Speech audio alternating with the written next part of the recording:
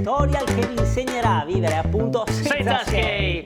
Una guida pratica ma anche ironica sul momento che sta vivendo il nostro paese. Forse voi, Noi di sicuro senza skate. E senza skate, amici, bisogna rinunciare a qualcosa, si sa. Ed ecco il tema di oggi, Ah, sì? senza skate. Che cosa rischiamo di perdere? Perché tutto non si può avere. E mai come oggi ci rendiamo conto delle comodità della nostra vita che davamo per scontate. Perché parliamoci chiaro, i nostri progenitori nella preistoria vivevano il freddo, Nudi, facevano la fame. a stento arrivavano alla fine del mese.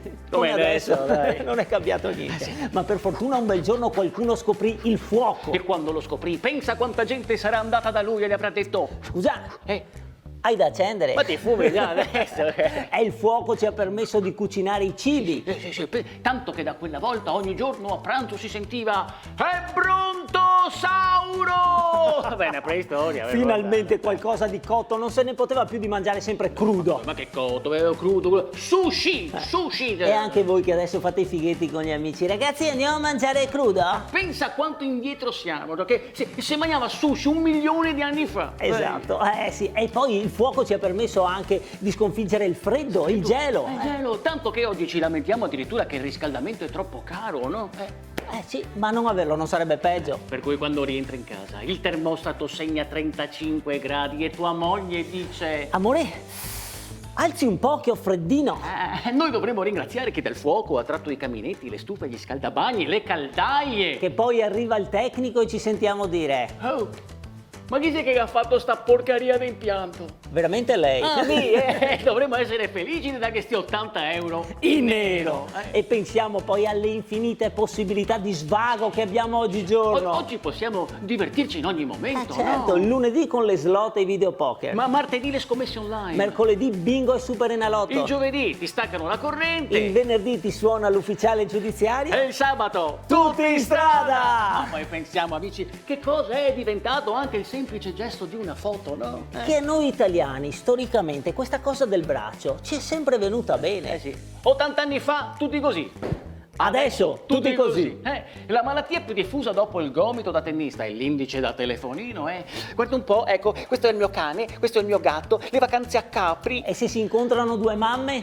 Ciao! Ciao! Senti, il piccolo come sta? Benissimo. Se per caso è una foto? Per caso. Qui è stamattina alle 7, qui alle 7:05, qui alle 7:15, qui alle 8, qui alle 8:10. Ormai un bambino oggi ha il book fotografico ancora prima di nascere. Certo, al quinto mese di gravidanza ha già la foto dell'ecografia in 3D.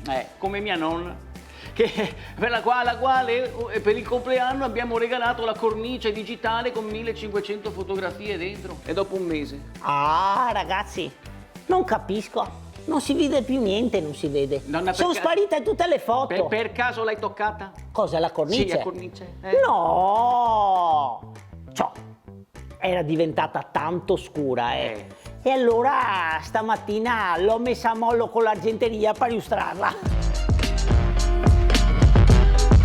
Termina qui la puntata di Senza Skate. Questo esperimento sociale, Soprattutto per noi. esattamente, che vuole essere anche specchio del momento del paese che è senza skate. E qui la sfida, una trasmissione fatta senza skate. Senza skate, quindi non fatevi ingannare dagli oggetti di design che vedete, perché non sono nostri. Noi siamo ospiti di questo luogo. Tra l'altro ho già visto, ho individuato qualche oggettino che potremo. E nemmeno gli abiti sono nostri.